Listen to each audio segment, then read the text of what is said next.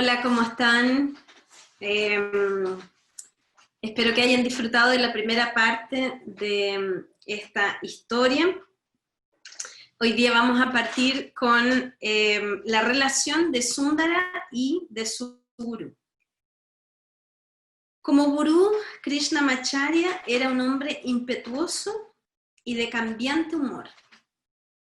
A Sundara le daba verdadero pánico estar cerca de él y ser sobre todo un blanco de su tan irritable temperamento.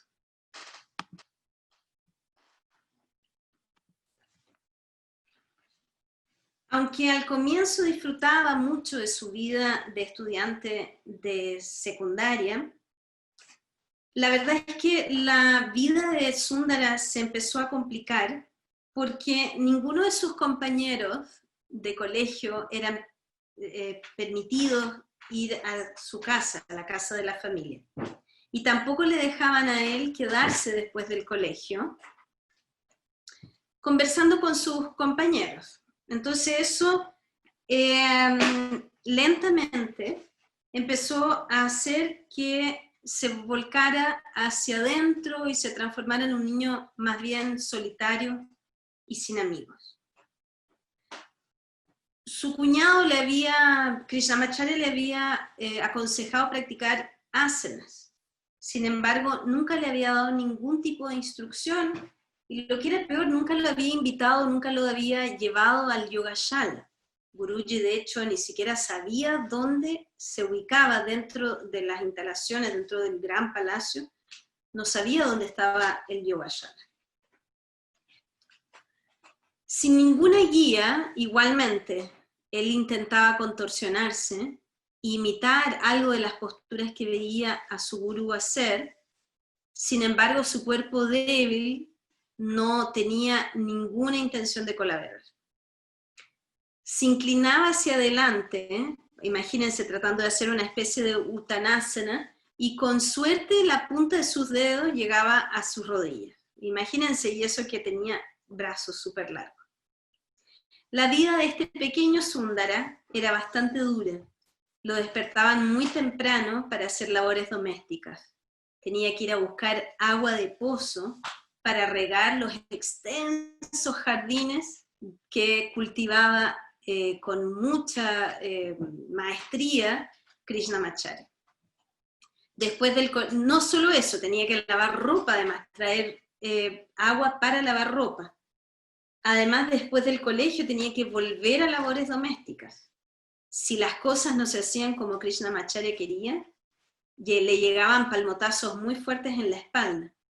En la noche, con sueño, este pequeñito tenía que hacerle masaje a los pies de Krishnamacharya. Por horas. Y a veces el pobre se quedaba dormido haciéndole masaje. Y bueno, con una buena bofetada en la cara, su maestro lo despertaba. También Sundara vivía en algo así como un constante estado de hambruna, de hambre, vivía con hambre. A pesar del hambre, no podía llegar y comer cualquier cosa, él tenía que esperar que le llegara la comida que le llegara.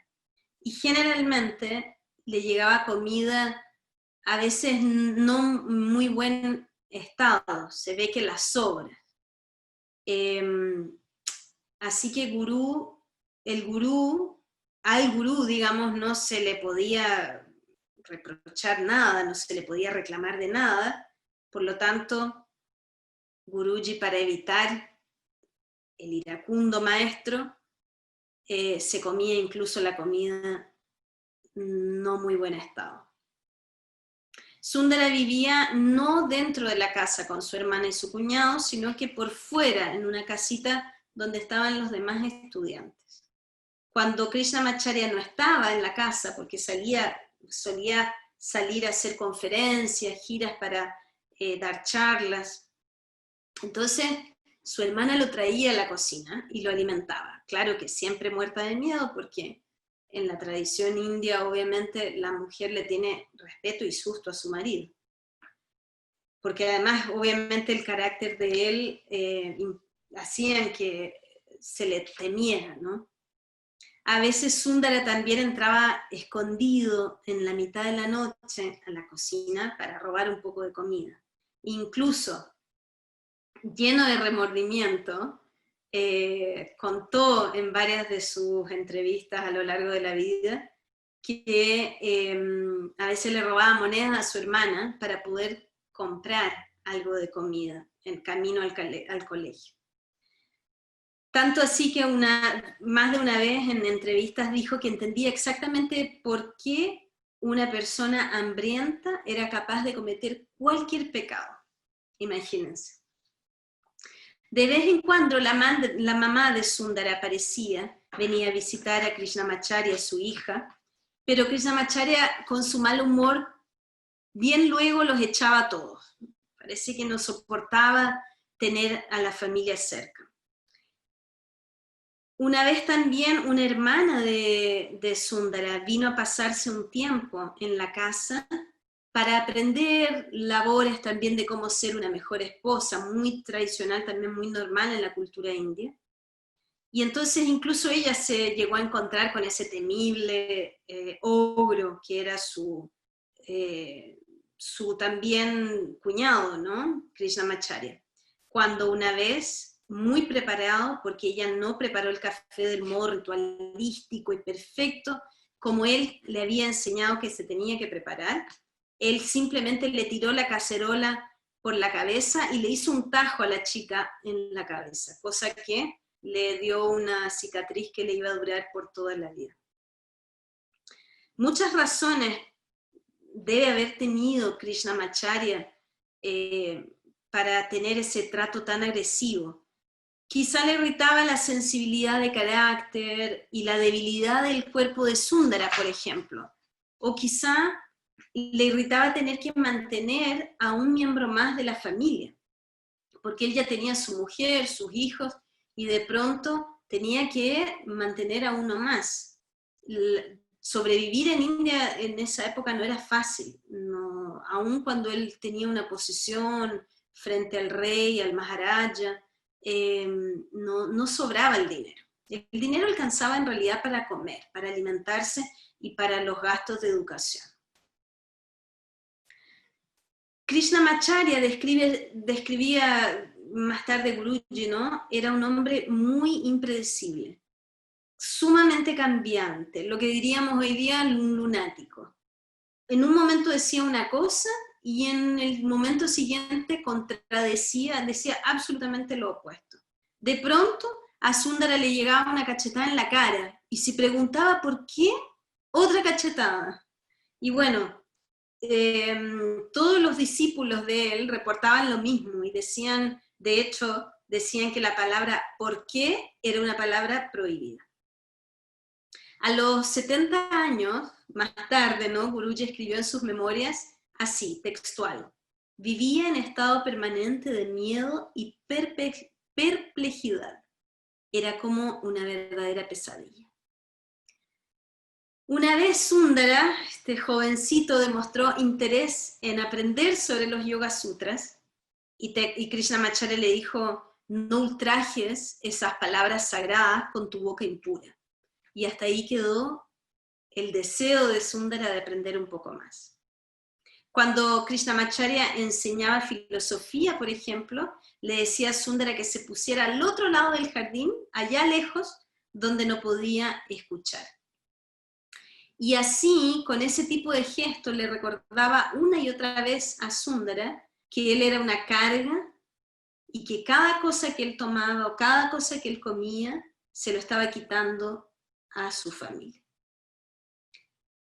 En 1934, Krishnamacharya resuelve adoptar un niño huérfano y lo bautizó con el ritual brahmánico donde se le pone un cordón, ¿no? Que es típico, los que han conocido al maestro Arun, que es el que hemos tenido más cerca, lo habrán visto, ¿no? Que nunca se saca su cordón de Brahman. Ambos, bueno, le hizo esta ceremonia al chico y lo adoptó como discípulo. El chico era súper virtuoso, súper talentoso, le salía todo fácil y era absolutamente lo opuesto a Sundara. Y en vez de ponerse celoso, la verdad es que Sundara le abrió los brazos y en poco tiempo se hicieron muy buenos compañeros, realmente como hermanos, compañeros en el sufrimiento y también en una bella amistad. Igual, aún siendo un hijo, considerado hijo adoptado, este chico pasó a acompañar a Sundara en todas estas labores domésticas. Ahora ellos dos eran sacados de la cama temprano, al amanecer, antes del amanecer. Los dos tenían que ir a juntar agua de pozo para regar el enorme jardín.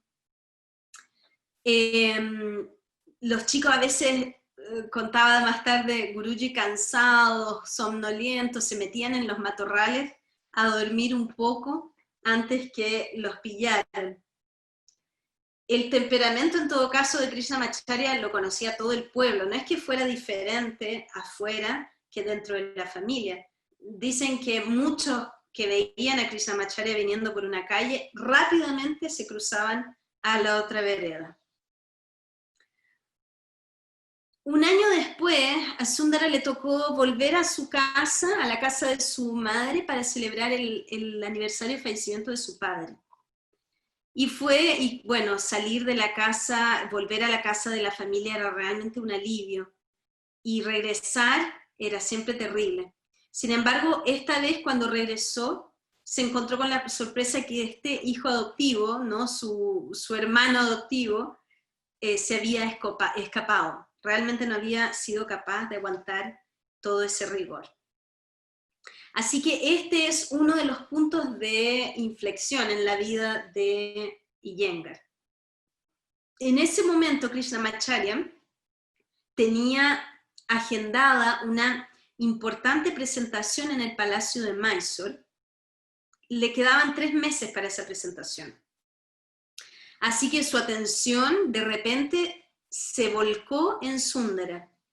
Lo bautizó Brahman y decidió, muy a contrapelo, eso sí, o sea, no con risas ni alegre, decidió hacer que fuese su discípulo.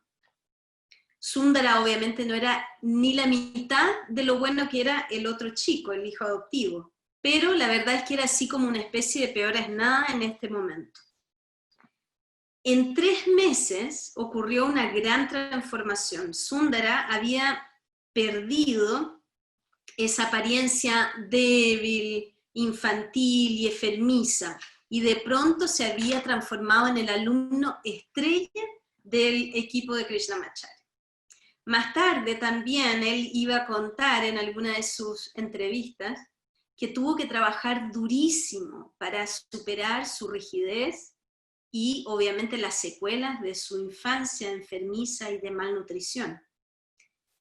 Y durante muchos años su práctica fue ardua, dolorosa, mecánica y no le reportó ni un placer, o sea, fue puro sufrimiento. En fin, volviendo a la demostración, esa demostración fue exitosa y bueno, y ahí recibió su primera recompensa monetaria. En esa época 50 rupias que equivalían así como al sueldo de un mes de un trabajador público. Krishnamacharya le dijo que por qué no ponía ese dinero en una cuenta de ahorro que pudiera retirar cuando fuera mayor, pero él decidió tenerlo en una cuenta corriente normal, porque la verdad es que ahora sí iba a poder de vez en cuando comprar comida cuando estuviese hambriento. Bueno, esto fue todo un cambio de estatus, ¿no? Mal que mal ahora, él era un alumno estrella. Sin embargo, más cosas se le fueron agregando a su rutina diaria que ya era sumamente agotadora. Él se despertaba a las 4:30 de la mañana, iba a regar, ¿no? Todo el tema de los baldes de agua para regar el jardín, luego estudiaba hasta las 7 de la mañana, luego tenía que atender a alumnos que venían a aprender asanas más difíciles, y Krishnamacharya le había dicho a él que les enseñara a los demás compañeros. Después tenía que, Mal tenía tiempo de ducharse justo a las 8:30 para ir al Yogashala, para ser asistente de las clases y además para hacer su propia práctica. Bueno, ese mismo año, una luminaria en el área jurídica de la ciudad de Madrás fue invitado para una presentación en el Yogashala. En esa presentación, Krishnamacharya le pide a Sundara que haga Hanumanasana, una postura que ninguno de sus compañeros podía hacer. De hecho, ni siquiera Sundara la podía hacer. Y entonces Sundara, súper asustado, porque primero no la conocía. Entonces Krishnamacharya le dijo, muy simple, una pierna adelante, una pierna atrás y te sientas en el suelo. Esa fue toda la instrucción. Y Guruji algo le decía que no, que eso no lo podía hacer. Trató de poner un montón de excusas, de hecho le dijo que tenía unos pantalones tan apretados que no podía separar las piernas. La cosa es que Krishnamacharya llama a alguien que traiga tijeras y le corta, le hace 2 cortes en cada pierna al pantalón, y le dice, ahí está, ahora haz la postura. Así que a Sundara no le quedó otra que hacer la famosa postura. Bueno, respira hondo, hace la postura, y en el minuto que baja al suelo, siente el crack del desgarro en el hueso de la nalga, y un tirón eléctrico que le corre hasta la rodilla, y bueno, esa es la marca, es la sensación de fuego de un desgarro. Así que, en fin, la verdad es que esa es una marca que le quedó, dice él más tarde, no solo en el cuerpo, pero también marcó su espíritu.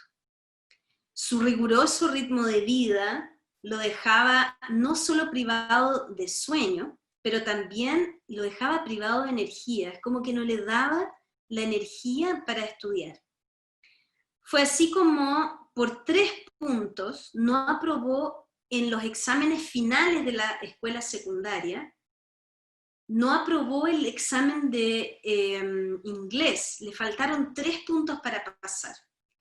Y de acuerdo a cómo era el sistema educativo público en ese momento, el hecho de que le fue bien en todas las otras pruebas, pero el hecho de que hubiesen faltado 3 puntos para inglés, lo dejó absolutamente eliminado de cualquier posibilidad de ir a la universidad.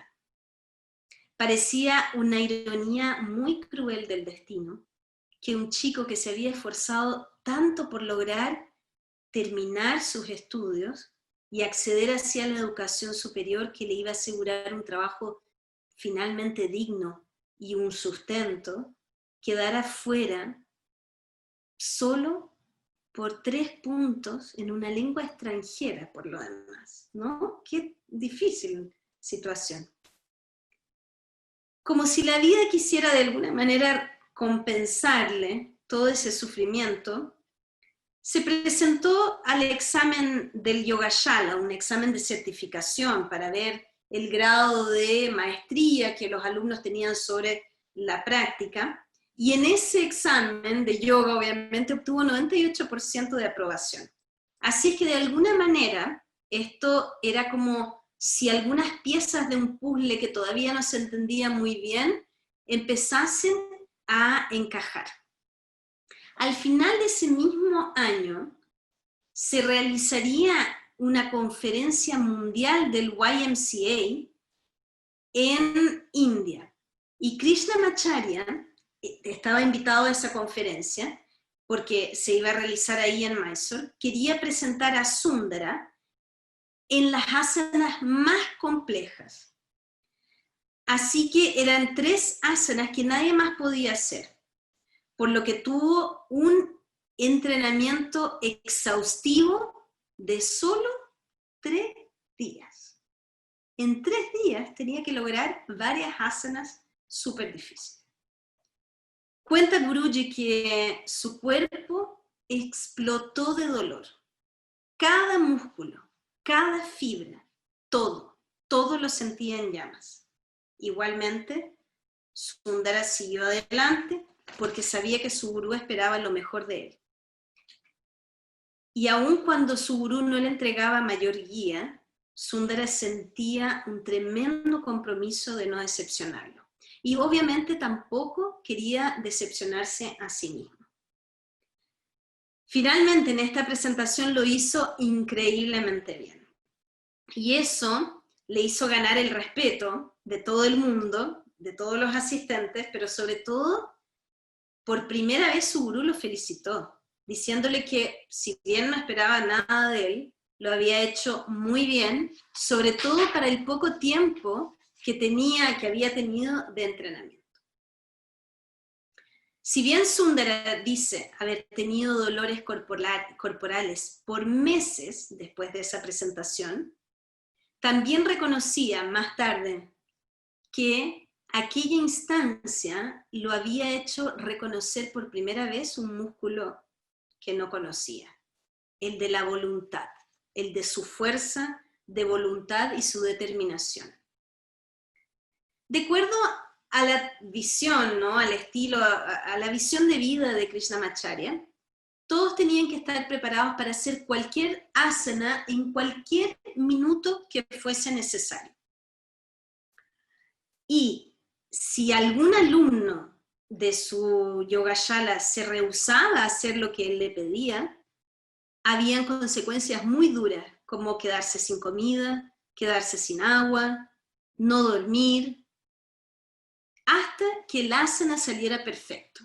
Ese era el rigor, ese era el contrato que se tenía con el gurú, el contrato invisible. Y además, el castigo peor, masajearle por horas los pies al maestro, arriesgando bofetadas en cualquier minuto si el ritmo, la presión no fuesen la adecuada. Bueno, esa instancia de esa presentación hizo que Sundara se volviera a reencantar con las asanas, pero no estaba del todo satisfecho con sí mismo, con cómo él lograba las asanas.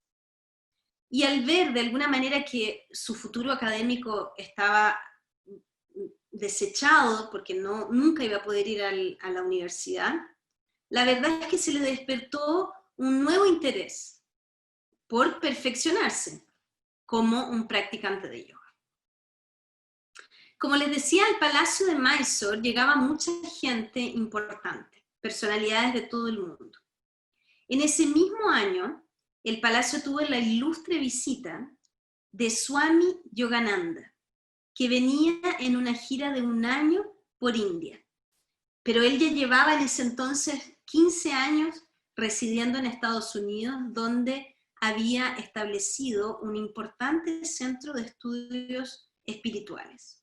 Su libro, Autobiografía de un Yogi, llegaría a ser considerado uno de los 100 libros espirituales más importantes del siglo XX. ¿Se acuerdan de Paramahansa Yogananda? Deben haber visto o escuchado hablar de su libro. Este Swami quedó tan encantado con Sundara que quiso llevárselo a Estados Unidos para que fuera su discípulo. Sin embargo, bueno, y obviamente que Sundara, niño, ¿no? Cuando escuchó esto, ya se podía imaginar, ¿no? Me lo imagino soñando con una vida cómoda en Estados Unidos, con la posibilidad de estudiar, con nunca más pasar hambre y necesidad, estar cómodo, y lejos sobre todo de la continua hambruna y de la continua opresión que vivía en Mysore, ¿no? Pero bueno, su burbuja de ensoñación se vio absolutamente rota, porque de pronto Krishnamacharya como que le bajó el amor por su cuñado, y protestó diciendo que jamás podría dejar que su joven cuñado se apartase de su lado, porque finalmente él era responsable por él.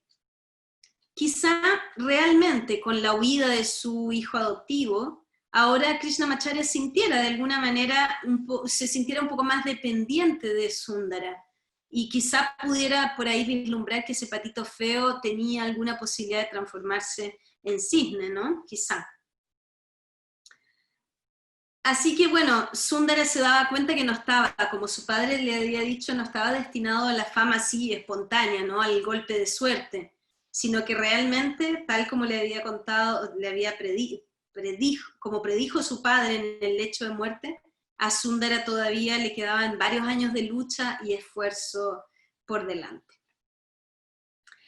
A Sundara le preocupaba mucho que su gurú no le contara, no le enseñara, no le contara cosas sentía mucha falta de información, sentía que su gurú se guardaba mucho. Una vez, recuerda, que 2 doctores franceses vinieron al Palacio de Mysore y se quedaron ahí por 3 semanas para observar la práctica de Krishnamacharya y de su grupo. Ellos eran especialistas del cardíaco, su especialidad era cardíaca, pero también eran devotos practicantes de yoga. Muy aficionados al yoga, lo respetaban mucho y les interesaba mucho. Y utilizaron durante esas 3 semanas una serie de maquinarias para medir los efectos de los diferentes tipos de pranayama y de asanas sobre el corazón. En el último día le hicieron un test, un test de esfuerzo para medir el pulso y la frecuencia cardíaca. Se me olvidó el nombre del test, pero el que mide el pulso y la frecuencia cardíaca. Todo iba súper normal, y de pronto todas las máquinas se apagan, desaparece toda la información, se apagan todas las luces. Los doctores, en pánico, declararon que Krishnamacharya había dejado de vivir, su corazón se había detenido. Y sin saber qué hacer, de pronto pasan unos minutos y todas las máquinas se vuelven a prender, y todas las luces se vuelven a prender. Así, como si nada hubiese sucedido. Así, Krishnamacharya le demuestra al mundo occidental, de alguna manera, de modo irrefutable, científicamente comprobado, que él podía detener su corazón a voluntad. Ese era el calibre de Krishnamacharya. Sundara, definitivamente con ese episodio, quedó más que convencido que su maestro le estaba escondiendo muchas cosas. Aunque sus años en Mysore constituyeron las memorias más duras, más dolorosas de su juventud, también reconoció más adelante Iyengar que esos tiempos le ayudaron a modelar su carácter, su voluntad invencible, su habilidad de mantener la fe en sí mismo en situaciones terribles, en lo más oscuro, su capacidad de reconstituir, de perfeccionar su cuerpo, de recuperar su cuerpo después de tanta enfermedad y desnutrición, y su habilidad de aprender, de experimentar y de descubrir, todos, afirma él, que fueron efectos secundarios de esa vida de rigor, efectos que lo transformaron y lo llevaron a ser a lo que fue. Podríamos decir que el legado de Krishnamacharya es así como un río grande, profundo, un río antiguo.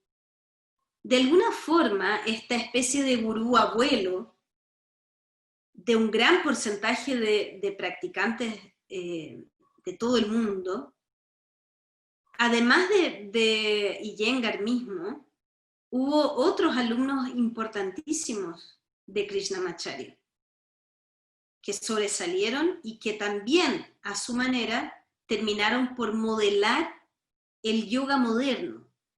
Hasta ese entonces, Krishnamacharya, digamos que creó prácticamente el yoga, porque el yoga no se practicaba comúnmente, era algo muy reservado. Y luego estos discípulos sobresalientes terminaron de modelarlo así como lo conocemos nosotros hoy. Entonces les voy a mandar unas fotos, les va a llegar ahora, unas fotos de algunos de sus discípulos. Por ahí algunos de ustedes los van a reconocer, porque por supuesto que son súper famosos. Le estoy mandando, ahora sí que pueden mirar en sus celulares. Ahí les mandé.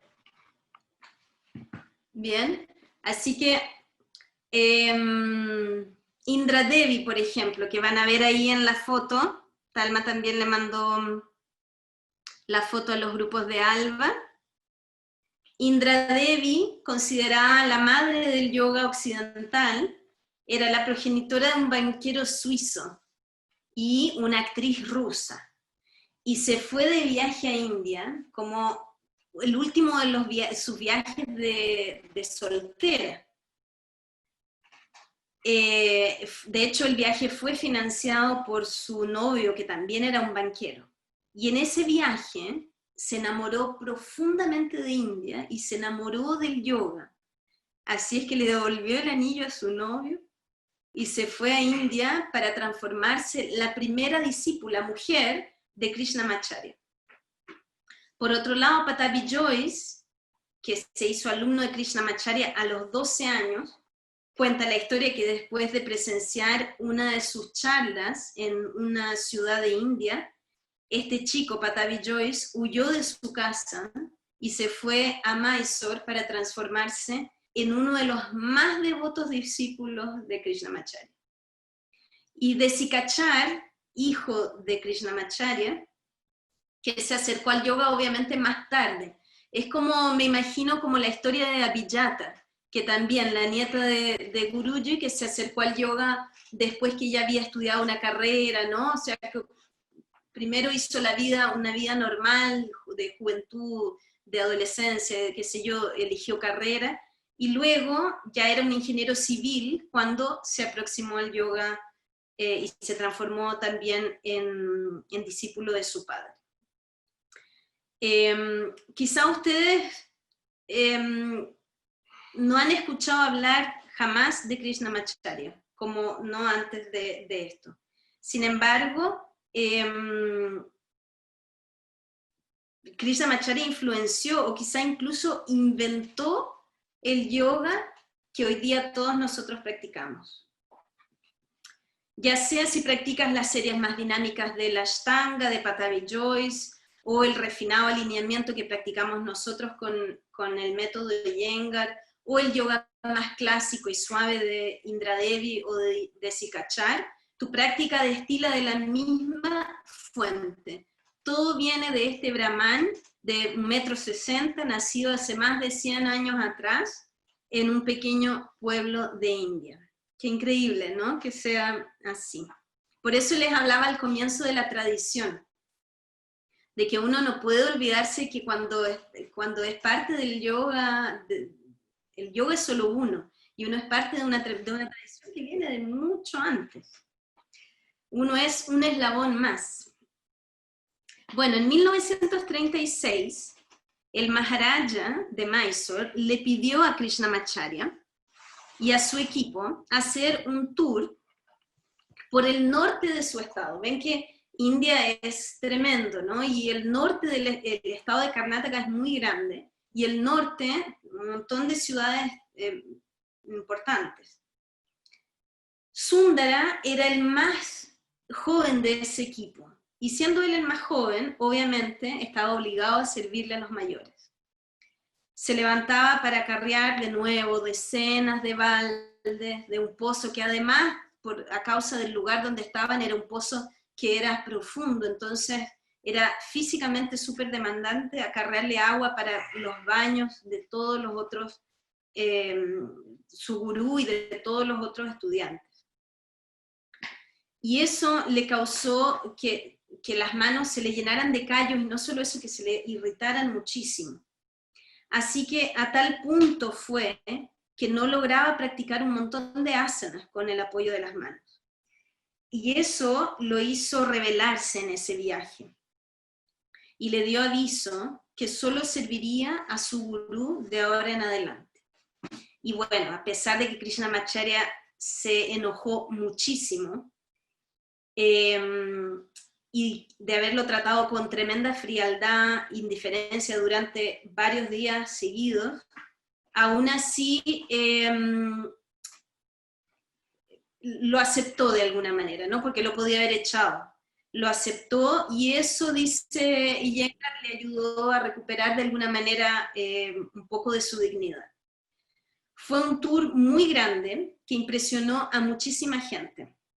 Y este pequeño Sundara, que había reprobado su examen de, ¿no?, su examen de secundaria, ahora de pronto se encontraba en medio de gente importante, codeándose con alumnos, con profesores, con doctores y con las familias de esta gente. Esto para alguien pobre de India es sumamente importante, porque estas cosas en India no suceden, tú naces donde naces, con las condiciones que tienes. Entonces, el hecho de tener como estas oportunidades, ¿no?, que para nosotros por ahí la damos por hecho, el hecho de la movilidad social de alguna manera. Pero en la India, sobre todo de aquellos tiempos, no se daba el que él pudiera llegar a relacionarse, a hablarle a alguien que no era de su mismo nivel. Así que fue un gran... esto de estar con toda esta gente le rindió, en el fondo hizo que la gente se interesara por él. Y también esa comunidad académica se le despertó el interés por el yoga. Acuérdense que veníamos de esta India justamente de los años 30, súper enamorada del fisicoculturismo y de toda esta onda de los gimnastas. ¿Se acuerdan que les contaba de la charla pasada? También sucedía que en los años 30 las mujeres estaban ya buscando un lugar propio. Inspirados por Gandhi, ya se venía desmoronando el sistema Purna. El sistema Purna es ese esquema social, ¿no?, básicamente de los musulmanes y una parte de los hindúes, donde las mujeres son recluidas completamente de la vista pública, y no solo se tapan entera con velos y todo esto, sino que también en los lugares que van son siempre muy cerrados, incluso en las casas tienen grandes murallas que separan las, por así decir, alas que son de mujeres y solo frecuentadas por mujeres, del resto de la casa.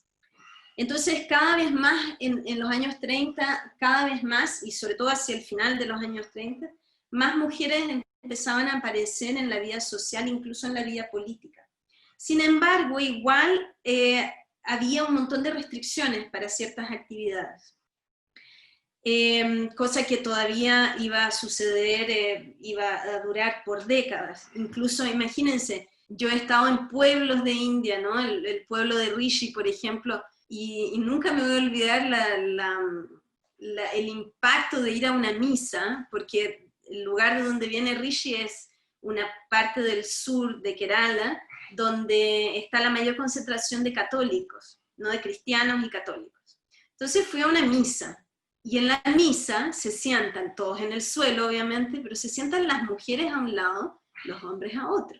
Entonces imagínense que hasta el día de hoy, en el año 2000, sigue sucediendo eso. Se pueden imaginar en 1930, ¿no? Entonces había las mujeres mismas no aceptaban esto de estar mezcladas con los hombres.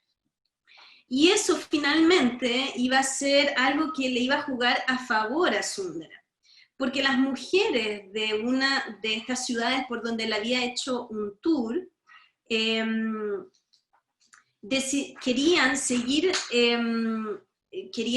todas estas mujeres pertenecían a las familias de los doctores y de los profesores de esas universidades donde Krishnamacharya había estado dando clases especiales. Pero ellas demandaban que en el resto del tour, que era un tour súper largo, se le hicieran clases separadamente para ellas, las mujeres. Así que Sundara fue el elegido porque era un flacuchento que no tenía digamos, no tenía mucha testosterona, era un adolescente de 17 años que parecía absolutamente inocuo, ¿no? No representaba peligro para ese grupo de jóvenes mujeres. Así que Krishnamacharya le designó esa tarea a Sundara. Protestó un poco alegando que no tenía idea de cómo enseñar, a lo que su gurú le dijo, bueno, ve y haz lo que puedas. Así que bueno, este otro evento marca nuevamente un modesto comienzo de lo que sería una de las más meteóricas carreras en la historia del yoga. Así empieza Sundara, enseñándole a un grupito de chicas jóvenes. Cuando fue tiempo de finalizar esa famosa gira, y larga gira, el profesor jefe de la universidad de esa localidad le pidió que dejaran a Sundara a cargo de las clases, porque especialmente quería el grupo de alumnos que fuese Sundara el que siguiera ahí. A Krishnamacharya no le gustó mucho la idea, pero no le quedó otra, ¿no? No iba a contradecir una autoridad importante como la de esa universidad. Así que Sundara pasó otro mes y medio ahí, compartiendo y enseñando. Y al final, las familias lo llenaron de regalos. Imagínense lo que puede ser el final de un mes y medio de clases. Bueno, llegó tapado de regalos, además le pagaron el pasaje de vuelta a Mysore. Así que así concluyó su primera experiencia de enseñanza. Al poco tiempo, un famosísimo cirujano, se llama Dr. Gokhale, que va a ser muy importante en la vida de Iyengar, era una luminaria en la medicina, y él mismo había sido el que había tratado a Gandhi cuando tuvo apendicitis, estando preso. Así que este doctor, impresionado por la flexibilidad del equipo de practicantes de Krishnamacharya, y sobre todo por el truco de Krishnamacharya de detener su pulso, ¿no? De detener su corazón, pidió que le enviasen uno de sus alumnos para encargarse de entrenar a los alumnos de la universidad donde él estaba, que era la Universidad de Pune. Así que Pune era otro estado, Maharashtra. Sundara estaba en Karnataka. En Maharashtra se hablaba otro idioma, así que cuando Sundara pensaba que había fallado en el examen de inglés, imagínense lo que significó para él que le dijeran que tenía que irse a otro estado cuando ni siquiera el inglés lo manejaba del todo bien. Pero aún así, dentro de todo, a pesar de que él había fallado en su examen de inglés, aún así se defendía mejor en inglés que sus demás compañeros del Yogashala. Esto les tengo que contar que quizá no lo entiendan del todo, pero también sucede y uno se da cuenta, sobre todo cuando va a un pueblo en India, a un pueblo no turístico, un pueblo, que ven que en India hay, si no me equivoco, 27 idiomas oficiales, y el inglés es un idioma oficial. Y a pesar de que en las escuelas se enseña inglés, y a veces se enseña en inglés, pasa algo muy increíble, que es que los chicos, de todo chicos, chicas, de todas edades, son tremendamente, ¿cómo se dice? Vergonzosos. Y no hablan. Aunque entienden, no hablan, no se atreven a hablar en inglés.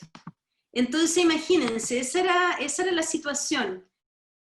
El que uno hubiese estudiado inglés no quería decir nada, no quería decir que se pudiera expresar en inglés. Bueno, Sundara se preparaba para partir a esta nueva aventura de tener que irse a Pune, donde iba a tener que usar este inglés, ¿no? Además que hace 2 años ni siquiera se acordaba. Sacó lo que le quedaba de sus ahorros del banco, ¿no? Que eran 28 rupias, que era poca plata. Y además él tenía un muy buen amigo dentro de estos practicantes del Yogashala, que le había tocado irse con Krishnamacharya a hacer un tour por otro lado, y este pobre chico no tenía plata y le pidió a Sundara plata prestada, y él sin pensar le dio más de la mitad de lo que tenía ahorrado. Así que en vez de 28 se fue con 13 rupias, lo que cuenta, a esta nueva aventura que era llegar a Pune. Así que usando el lenguaje de las señales, porque les tengo que decir también que en India, ¿no? Son varios estados, cada estado se habla un idioma, y la verdad es que son idiomas absolutamente diferentes, a veces tienen raíces completamente diferentes, entonces el que fuera indio y el que hablara el idioma Canadá no tenía nada que ver con el marathi, no le ayudaba en nada. Así que, como pudo, se consiguió que alguien lo ayudase a llegar a un hotel, al hotel más barato obviamente que pudo encontrar, y al día siguiente tuvo una reunión con el famoso doctor Gokhale, ¿no? Quien lo llevó al Deccan Gymkhana Club. Los que han estado en India últimamente se acordarán, ¿no? Que hemos estado últimamente en varios cursos que se han realizado en ese club, que es muy grande. Así que, bueno, este club era un club muy importante. Este doctor lo llevó ahí con la esperanza de atraer a un gran número de socios hacia el yoga. Como todos los clubes deportivos sociales, este era un club muy snob, muy presumido, con gran reputación deportiva. Se había establecido desde el 1916, había sido establecido por uno de los luchadores, ¿no? Del ejército de luchadores por la libertad de India. Y este hombre que lo fundó tenía un régimen deportivo muy disciplinado, con la idea de lograr potenciar así su salud para servir mejor. Entonces esa era la visión que tenía el hombre por detrás de este proyecto del club. Su creencia, él tenía una gran creencia en el poder de una sólida cultura física para la juventud, porque creía que ese era el parte del sueño de la India independiente. Acuérdense que India venía transitando hacia la independencia. En ese club se formaron los primeros equipos olímpicos en varias ramas deportivas. Y la única razón por la cual aceptaron la presencia de ese tal Iyengar era porque estaba realmente muy bien acompañado por el ilustre doctor Gokhale. Iyengar ya se sentía que el Señor había hecho tanto por él, que este doctor había hecho tanto por él, que ya no se atrevía a pedirle más favores. Le quedaba muy poco dinero para sobrevivir un mes entero. Había llegado a Pune con nada más que 2 camisas, 2 dhotis. ¿Se acuerdan lo que era el dhoti? El dhoti, el paño, ¿no? En el cual se envolvía. 2 camisas, 2 dhotis, y una, le llaman rollo de cama, a estas esterillas para dormir, porque en India también no, en la India moderna obviamente hay camas, pero en la India del pueblo y sobre todo en esta época no hay camas, sino que la gente tiende una esterilla, que tiene una esterilla de madera, un paño, y esa es la cama, y la cama se arma en cualquier lado. Entonces, ese era su equipaje. Incluso él usaba una de sus dhotis como toalla, y no le alcanzaba ni siquiera para comprar jabón. Así que, entre jabón y una Gillette, prefirió comprar e invertir en una Gillette y desarrollar un arte de precisión para poder afeitarse perfectamente, porque tenía que tener una apariencia impecable, pero afeitarse sin la necesidad de jabón. No sé, los hombres que me están escuchando entenderán lo que significa. Aquí Seba me pone una cara de gran proeza, ¿no? Afeitarse sin jabón. Así era Iyengar. Y este Iyengar llamaba la atención en esta ciudad de Maharashtra, porque tenía rasgos de sureño, ¿no? Usaba dhoti, usaba este paño, usaba el kuduni, el kuduni es la colita del pelo, que es un signo de los brahmanes, y usaba su marca también, ¿no? De brahman. Entonces, de hecho, y además tenía una frente súper amplia, imaginen su gran frente con su marquita, ¿no? Ahí con su signo de brahman. Entonces, la verdad es que él despertaba mucha risa en la gente, sobre todo en los jóvenes. Tanto es que prefirió empezar a andar con un gorro para evitar burlas. Y solo para agregarle más dificultad a ya su dura vida, al mencionar que practicaba yoga, la gente pensaba que era un lunático. Sin embargo, todo esto para él era nada comparado a la idea de volver a Mysore. Así que en Pune, Guruji depositaba absolutamente toda su esperanza, toda la esperanza de un futuro mejor. Y desde el comienzo, a Guruji le preguntaban si la práctica de yoga ayudaba, algo que le pasó desde el principio, le preguntaban si la práctica de yoga ayudaba con la fertilidad. Entonces Iyengar, bordeando en ese tiempo, cuando llegó a Pune, bordeaba los 18 años. No tenía la mínima idea de lo que era fertilidad, de lo que era embarazo, de lo que era sexo, nada. O sea, una inocencia, pero igual con máxima seguridad él decía, sí, claro que sí, si practica regularmente por 3 años. Esa era su respuesta. Así que bueno, era tan inocente, porque este es otro rasgo de la India profunda, ¿no? La gran inocencia, y que yo presumo de que viene de esta educación tan rigurosa de padres, gurúes, y el niño, ¿no? Donde el niño recibe de arriba la enseñanza, pero no pregunta, no cuestiona, y hay tiempo para todo. Hay alguien con el micrófono prendido. Calma, fíjate quién es. Así que bueno, una inocencia que no sé si logran imaginarse lo inocente que podría haber sido aún con 18 años. No tengan la mente de un chico de 18 años occidental. iPhone, te vamos a tener que enseñar cómo apagar el micrófono, ¿eh?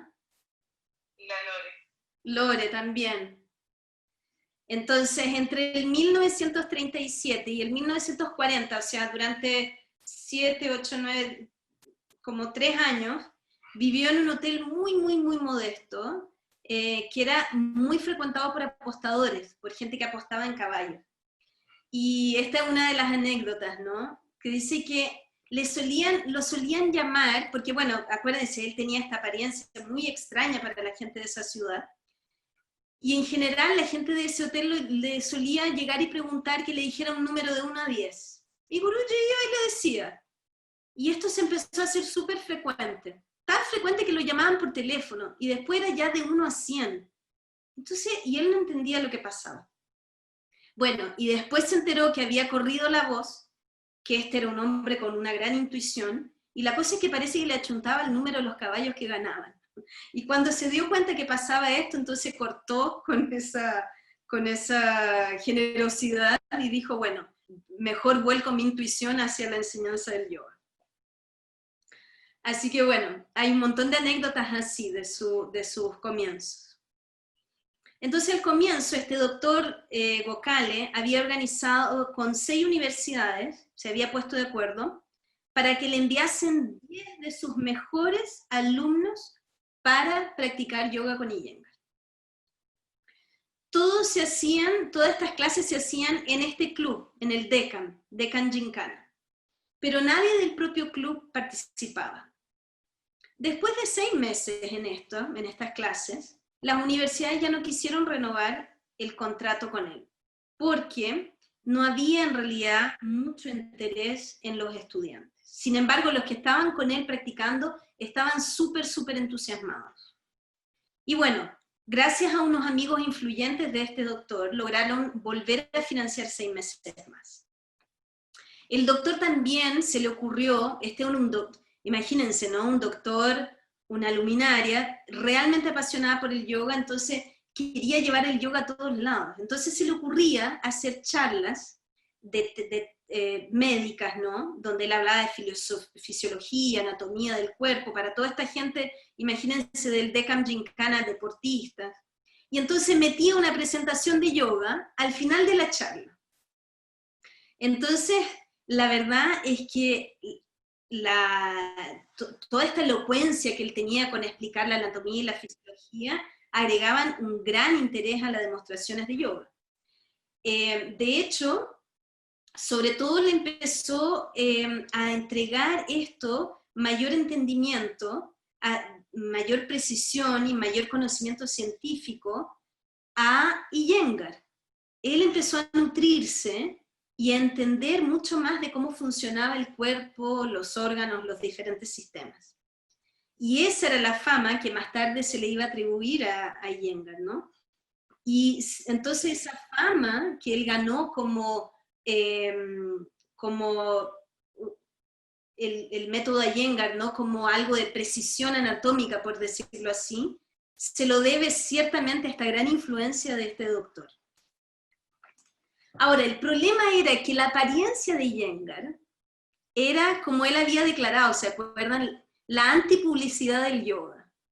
Iyengar a los 18 años era un flacucho, con el pecho hundido, y todos sus alumnos eran más altos que él, más atléticos que él, mejor educados que él. Incluso una vez el propio doctor Gokhale le preguntó por qué, a pesar de su gran despliegue, ¿no? Físico, ¿por qué su cuerpo era tan subdesarrollado? ¿Por qué le faltaba? ¿Por qué no tenía músculos? Y entonces Iyengar le contó la historia de sus enfermedades y sobre todo la malnutrición.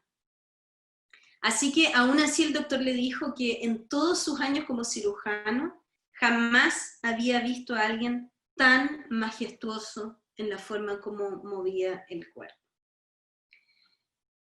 Igual a esta altura ya Iyengar se esforzaba muchísimo para seguir aprendiendo ambos idiomas, porque le tocaba aprender no solo el inglés, pero también tenía que aprender marathi. También él contaba que leía inglés, aprendía vocabulario en inglés porque leía los pedazos de diario, porque le enrollaban la comida, ¿no? Los chapatis, las comidas que en India se come mucho en la calle, ¿no? Entonces, mucha de la comida se enrolla en papel de diario. Entonces él sacaba, comía, y el papel de diario en inglés se lo leía para poder aprender más. Así que bueno, él sabía que había mucho todavía que hacer, pero con respecto a su físico, la verdad es que él sentía que no tenía cómo superar su condición física. Igual, a pesar de que su presencia física era disminuida, ¿no? Su flexibilidad, su fuerza y su resistencia eran infinitamente superior a la de cualquier alumno suyo, mucho mejor nutrido, obviamente. Sus alumnos solían observarlo a veces practicar hasta 10 horas seguidas, sin descanso. Y gradualmente los alumnos empezaron a descubrir algo que estaba más allá de ese cuerpo delgado, de ese inglés mal hablado, que tenía que ver con una determinación y una pasión que fue lo que fue conquistando a esos alumnos. Ahora, pronto termino, ¿eh? ¿Estamos bien? ¿Nos podemos pasar unos 10 minutitos como para terminar este capítulo? Cuenta la historia, ¿no? Que generalmente en este Deccan Gincana se hacían muchas luchas libres, era de hecho la sede de la lucha libre. La lucha libre era otro de estos deportes. India estaba enloquecida con todo esto del cuerpo, de los cuerpos grandes, y bueno, la lucha libre, el cricket, eran grandes deportes. Y una vez realizó una de las más esperadas luchas libres del país. Hordas de espectadores. Imagínense el gimnasio, el club que es enorme, ¿no? La gente desbordaba. Y luchaba el luchador indio favorito contra un suizo. Y este suizo noqueó al indio en 2 minutos. Así que el público se sintió absolutamente estafado y armó un quilombo de esos que yo creo que se ven con las barras bravas. Tanto así que hubo que llamar a la policía. En medio de la desesperación, algunos miembros de este gimnasio se les ocurrió pedirle a Iyengar que hiciera una demostración de yoga. Así que imagínense el ambiente, ¿no? Para Iyengar, era como caminar en un campo minado. Entonces, a esa altura ya nadie sabía lo que iba a ocurrir. Pero de pronto Iyengar, ni enterado de lo que estaba sucediendo, ni percibía el peligro, lo único que se le prendió dijo, esta es una oportunidad única de presentarme ante un montón de gente importante.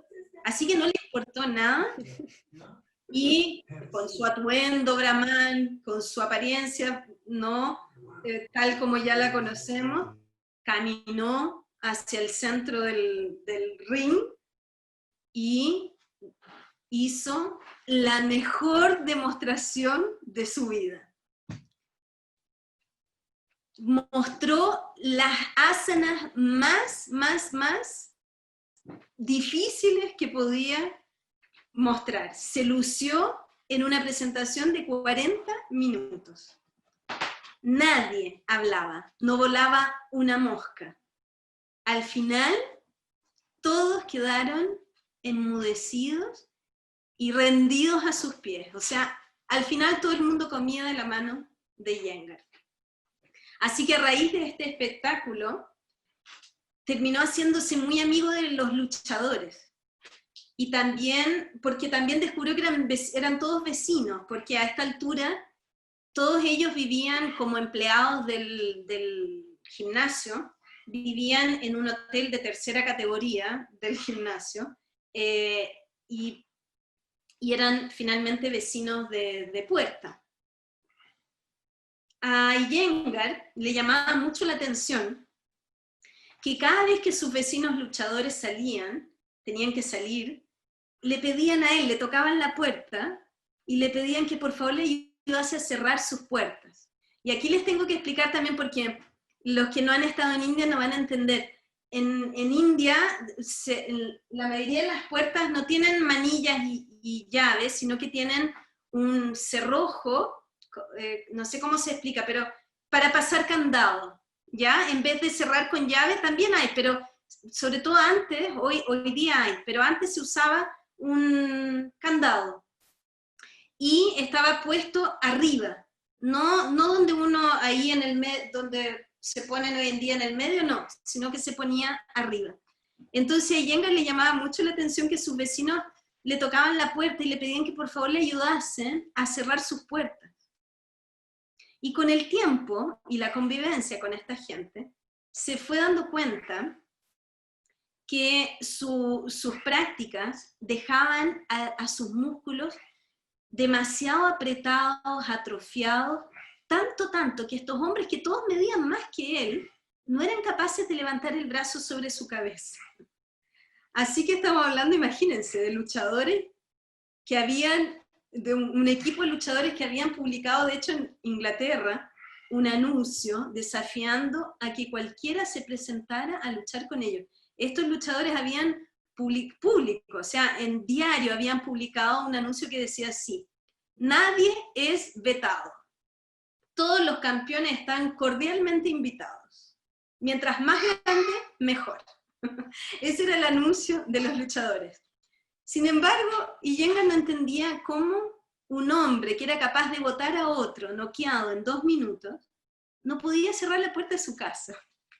Más tarde también, en la convivencia, se enteró de que sufrían terriblemente de constipación, porque no eran capaces de acuclillarse para usar los baños indios. Ven que los baños indios tradicionales son a nivel del suelo, entonces todos tienen que hacer malasana para ir al baño. Bueno, entonces él se cuestionaba y no entendía cómo un régimen de ejercicio tan estricto además y tan intenso podía dejarlos peor en vez de mejorarles la calidad de vida.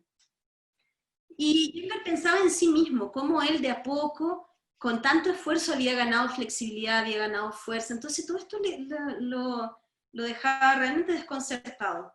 Pero a la vez eso lo convenció de la necesidad de que la práctica la necesidad que tenían todos de una práctica equilibrada, de una práctica holística, como era la del yoga.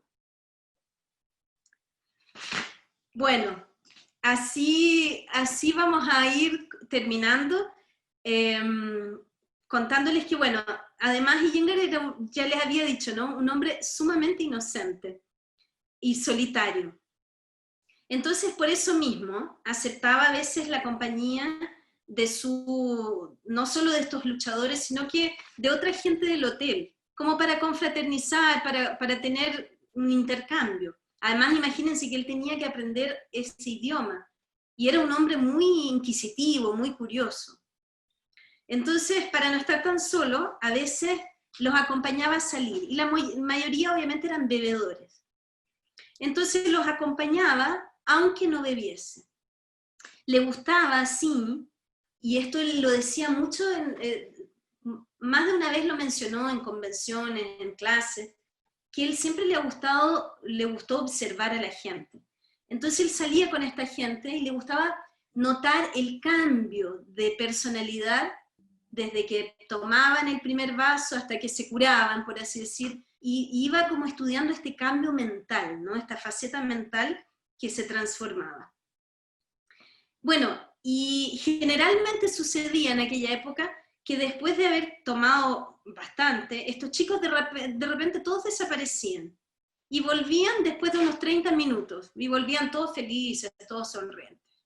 Bueno, una de estas veces, Iyengar lo esperaba en la calle, y un conocido de él, que pasaba, lo vio, y le fue a preguntar, y le dijo, ¿usted qué hace aquí? Y Iyengar le explicó, no, vengo con unos amigos, pero por ahí se van y vuelven, y de ahí nos volvemos. Y entonces le dijo el amigo que no, que ese no era un lugar para él, que no era un lugar de hombres decentes, que se fuera rápido de él. Bueno, y se fue. Y solo después de un tiempo, cuando ya había cumplido 18 años, un año más tarde recién se vino a enterar que ese era el barrio rojo de la ciudad. Así que imagínense lo inocente que era. Así que bueno, esa es, digamos, la llegada del maestro Iyengar a la ciudad de Pune, así que los que conocen Pune pueden imaginar, ¿no?, ya las conexiones.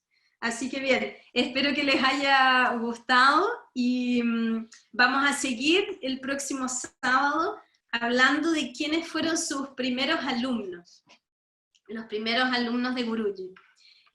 Bueno, si tienen alguna pregunta, si tienen alguna duda o algún comentario, les voy a pedir que me avisen por chat para que podamos organizar, porque si abren todos los micrófonos, o que me escriban por aquí en el chat, yo puedo ver el chat de Iyengar Yoga Center, pero no puedo ver el de la Josefina.